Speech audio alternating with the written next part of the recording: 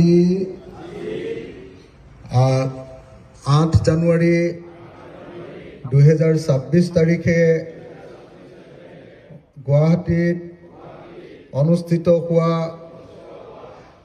ৰাইজৰ দলৰ বৰ্ধিত কাৰ্যনিৰ্বাহক সভাত আমি শপত গ্ৰহণ কৰোঁ যে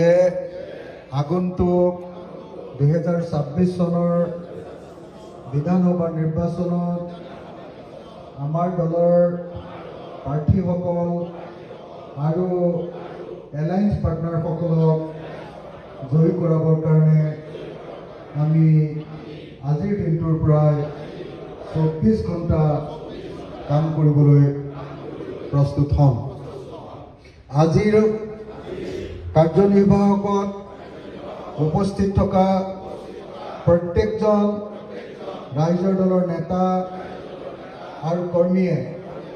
শপত লওঁ যে আমি অসমত সুস্থ জাতীয়তাবাদ